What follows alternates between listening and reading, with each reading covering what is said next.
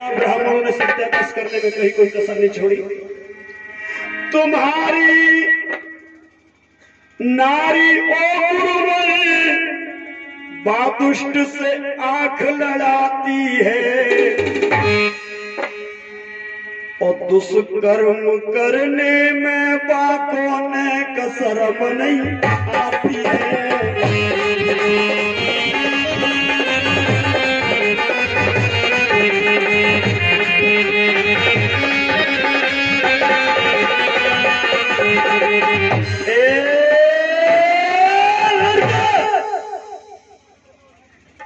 मुंह बंद कर।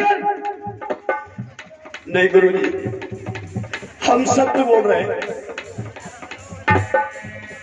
क्या सत्य बोल रहा है तू? मेरी घरवाली ऐसे नहीं है। गुरुजी आगे बढ़े, आगे जब बढ़े मित्रों मेरे भाइयों, आगे 3 लड़का और मिलेंगे ब्राह्मणों के। अब देखना सुंदर दूध को कैसे फाड़ा जाता है। हाथ जोड़ के बेटा बोले, गुरुवर कहाँ पे जा रहे हो? और आश्रम में का आग फट गई, आश्रम में का आग फूट गई, इज्जत पे दाग लगा रहे हो।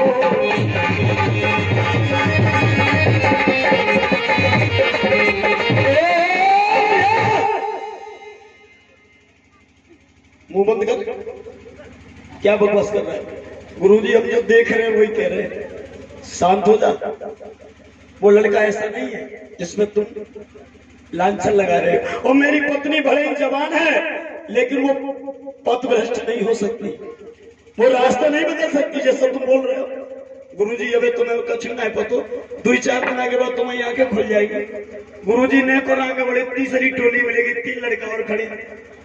बोले गुरुजी हाँ, तुम आज कहाँ को जा रहे हो? हम क्यों ना गुरु बताए रहे हो?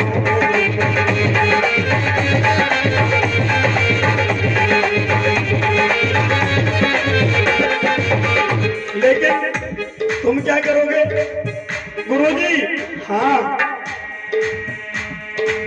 जो लड़का आश्रम में आओ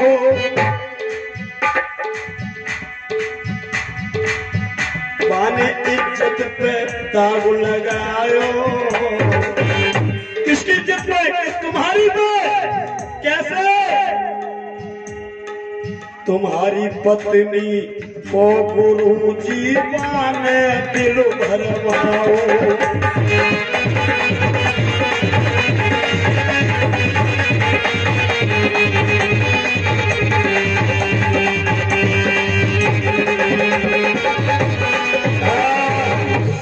एक बात याद रखना, काऊ के घर में पति पत्नी में चाहे कितना प्यार हो, कितनी भी दांत काटी रोटी हो माता बहनों, उसके पति को अगर एक दिन में 4 लोग उल्टा सीधा बोलने वाले मिल जाएं तो पति को शक होना शुरू हो जाता है। कितनी भी अच्छी पत्नी हो तब भी। गुरुजी ने सोचा यार एक आदमी झूठ बोलता, दूसरा आदमी झूठ बोलता, लेकिन 3 लोग झूठ नहीं बोलेंगे। गुरुजी ने कहा आश्रम में आकर के अपनी पत्नी से कहे, ए लड़की हाँ खड़ी हो जा। बोलो हमने सुना है कि तुमने कोई गलत काम किया है आश्रम में। पत्नी कहने लगी नहीं महाराज, हम तुम्हारी पत्नी है, गलत रास्ता नहीं कर सकते। तोरी पगली तू जवान है, मैं बूढ़ा हूं, इसलिए शायद तूने सोचा होगा कि मैं तुझे शारीरिक सुख नहीं दे पाता, इसलिए तूने अपना रास्ता चेंज कर लिया है, बदल दिया है। पत्नी बोली नहीं महाराज, मैं पतिव्रता नारी हूं और पतिव्रता नारी मर सकती है लेकिन अपना रास्ता नहीं बदल सकती। और हम तो आजकल की पतिव्रताओं के हाथ जोड़ रहे, धन्य तुम हो। अब तो ऑनलाइन सिस्टम चल लो, ऑनलाइन भी पति बुकिंग हो जाते हैं। खैर वो अलग मैटर है। गुरुजी ने सोचा कि पत्नी की परीक्षा ले लूं, ये सही है कि गलत है। और माता बहनों ध्यान रखना, परीक्षा पत्नी भी पति की लेती है और पति भी पत्नी की लेता, न जाने कैसे परीक्षा ली जाएगी। और जो सही रास्ते पर चलेगा उसको चाहे 50 तरह से परीक्षा ले लो तब भी फेल नहीं हो सकते। याद रखना। गुरुजी ने कहा कि लड़के इधर आ। हाँ गुरुजी, मैं कहीं बाहर जा रहा हूँ 4 दिन के लिए। हाँ जाइए। मेरी पत्नी तेरी गुरु माता घर में अकेली है। हाँ गुरुजी, तुम आश्रम की देखभाल करना। और पत्नी को कह दिया कि ये लड़का है, ये तुम्हारा कौन है? कैसी बात करते हो, मेरे पुत्र के समान है। ठीक है, मैं 4 दिन के लिए बाहर जा रहा हूँ, तुम दोनों आराम से आश्रम की देखभाल करना, आश्रम को चलाना, कोई शिकायत का मौका मत देना।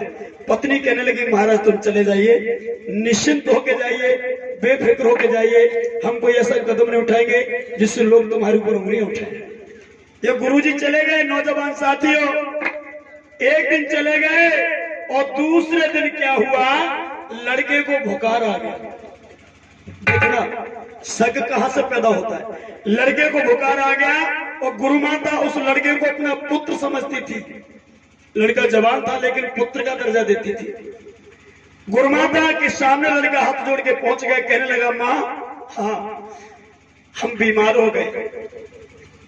गुरु माता कहने लगी इधर क्या हो गया तेरे को? कि मैया बहुत तेज सिर में दर्द हो रहा है, हाथ पैरों में दर्द हो रहा है, पूरा शरीर तप रहा है। वो गुरु माता कहने लगी मणिभद्र की पत्नी इधर आ।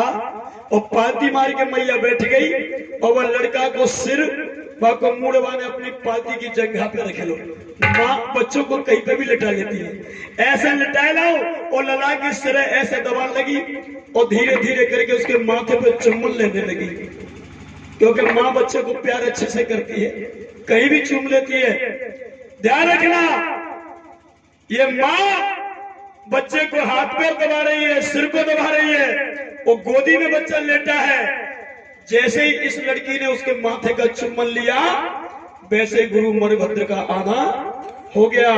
खिड़की में से देखा तो लड़का गोदी में लेटा है और माँ अपने पुत्र को चुम्बन लेके प्रेम कर रही है। अब क्या, मणिभद्र के शरीर में करंट दौड़ गया, आग बबूला हो गया और अंदर बोला, आकर के बोला लड़की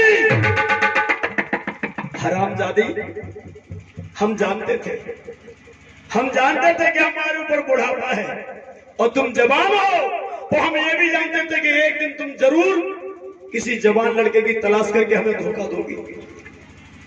पत्नी खड़ी हो गई, कहने लगी नहीं महाराज, आपने जो देखा है वो सर्व झूठ है। मणिभद्र कहने लगे ओ नौटंकी बाज, दूसरे जब कह रहे थे तो मुझे भरोसा नहीं हुआ, लेकिन आज मैंने अपनी आंखों से देख लिया। हरामजादी बेहया, तू अपने प्रीतम प्यारे छैला को अपनी जगह पे लिटाए है और उसको माथे पे चुम्बन चल रही है, उसको आलिंगन कर रही है, प्रेम कर रही है और हमें नौटंकी बात बता रही है। हाथ जोड़ के कहने लगी नहीं महाराज, हमें माफ कर दो, आप जो सोच रहे हो वो नहीं है। क्या सोच रहा हूं मैं? राजा चाहे जैसे अजमाए,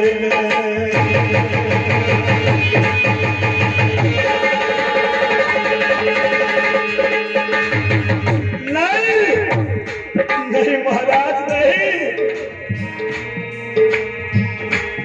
अरे प्रीतम चाहे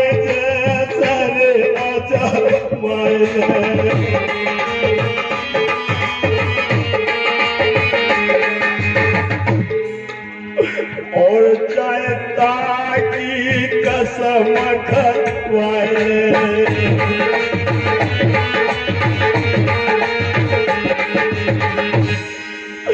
और मुझे गंगा में तू नवाए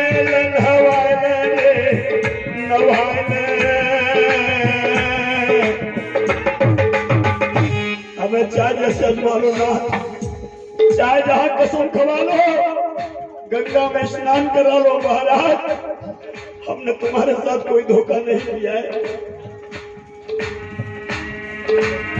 क्या लगता है? ये बहन लक्ष्मी अरुण बोध जी की सिस्टर है। 50 रुपए और वस्तु की माला भेंट की है। एक बार जोरदार ताली बजाओ बहन के लिए। अरे अपने मन को भरम मिटाए,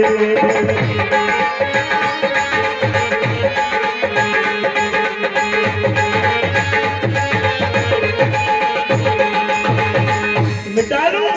हाँ मिटा लो। तू बता मुझे प्यार करती है किस लड़के को करती है?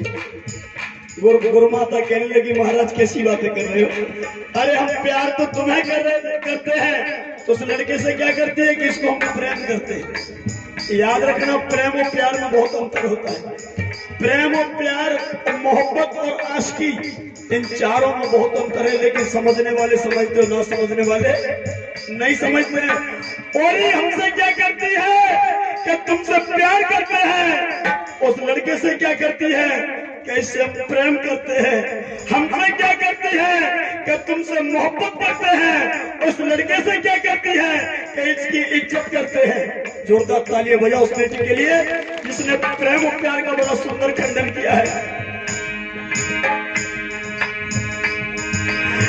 मणिभद्र गुरु के भैया नाय बात समझ में आई है। बेटा को आज गुरुवर ने ऐसी सजा सुनाई है।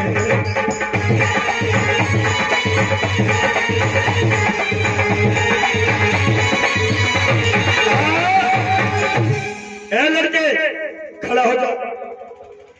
मैंने तेरे भरोसे अपना आश्रम छोड़ दिया था और मैंने तुझसे कहा था कि मेरी पत्नी जवान है, जरा देखभाल करना। और हरामखोर कमीने कहीं के तूने मेरी ही पत्नी पर गलत नजर डाली, तू कोड़ी कोड़ी का हो जाएगा, तू नरक में जाएगा, तू मारा जाएगा। लड़का अहिंसक कहने लगा गुरुजी हमने कोई गलती नहीं की है, हमें लगता है कि तुम्हें किसी ने बहका दिया है। ओरे नालायक कमीन कहीं के, मैं कोई दूध पीता हुआ बच्चा नहीं हूं जो किसी की बातों में आके मैं बहक जाऊं। ओरे कमीन मैंने अपनी आंखों से तुझे देखा है, तू मेरी पत्नी पर प्यार के डोरे डाल रहा है। नहीं महाराज नहीं, वो मेरी माँ है, माँ के साथ कोई भी पुत्र ऐसे अनहोनी नहीं करेगा। ओरे हरामी, माँ को तेरी जिभ्या क्यों ना टूट गई जो माँ कह रहा है। रघुवीर जी कहाँ के पिपाला निवासी, यह मैं 100 रुपए का पुरस्कार कर रहे हैं, जोरदार तालियां बजा दीजिए। गुरुजी आपको जैसा मन करे वैसे हमें सजा सुना दीजिए, आप हमें फांसी पर लटकवा दीजिए, आप हमें जहर का कटोरा दे दो हम पी जाएंगे, आप हमें कंकड़ के कोल्हू में प्रभा दो, आप हमें हाथी के पैर के नीचे दबा दो, लेकिन मेरी माँ जैसी गुरु माता पर इस तरह से आरोप मत लगाओ, ये घाव मेरे सीने में लग रहा है। गुरु मणिभद्र कहने लगे और एक कमीन कहीं के, इस नालायक औरत को तुम माँ कहते हुए तुझे शर्म नहीं आती? दोनों इश्क कर रहे हो, रंगरेलियां मना रहे हो और शरीफ ऐसे बन रहे हो जैसे इसी ने तुझे पैदा किया हो। लड़का कहने लगा महाराज हमें पता है कि अच्छा भला दूध फट चुका है और एक बार दूध फट गया वो दोबारा दूध नहीं बनता। हम जानते हैं, आदेश करिए, जैसा आप कहोगे हम वैसा ही करेंगे, लेकिन माँ के लांछन को हटा के छोड़ेंगे। माँ के ऊपर जो आरोप लगाया है, हमारे चरित्र पर जो तुमने आरोप लगाया है, हम उसे मिटा के रहेंगे।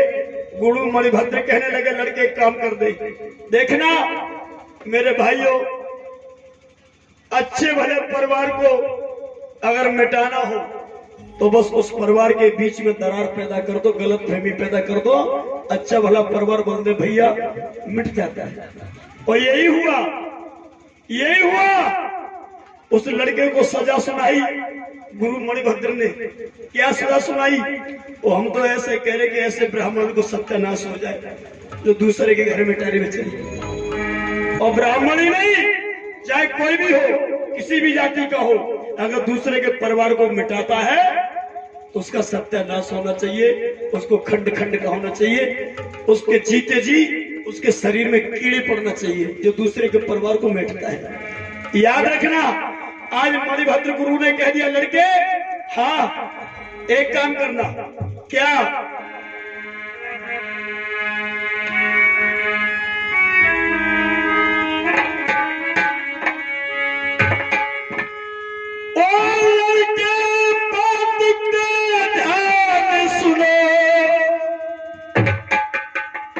तुझको जंगल में जाना है,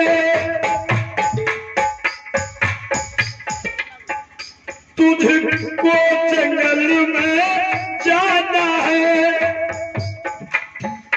और 1000 मानवों का वध करके तुझे आना है।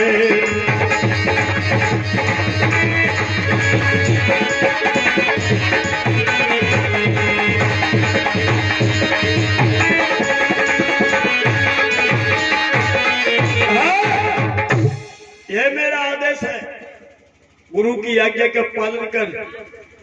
अगर तू अपना कलंक माथे से हटाना चाहता लड़के, तो जा जंगल में 1000 आदमियों का वध कर, कत्ल कर, उनको मार के और मेरे पास आजा। मैं समझ लूंगा कि तू सत्यवादी। याद रखना, मणिभद्र ब्राह्मण थे, उन्होंने सोचा कि इस लड़के को मैं मारूंगा तो लोग मुझे कहेंगे तू कैसा गुरु है, तू हत्यार बन गया, तो इसको ऐसी सजा दे दो कि जब 1000 आदमियों को ये मारेगा तो कोई ना कोई कहीं ना कहीं इसको मार देगा, तो ये अपने आप मर जाएगा। मतलब लाठी न टूटे और सांपों मच जाए। ये ब्राह्मण की बुद्धि होती है, ध्यान रखना। अब क्या हुआ?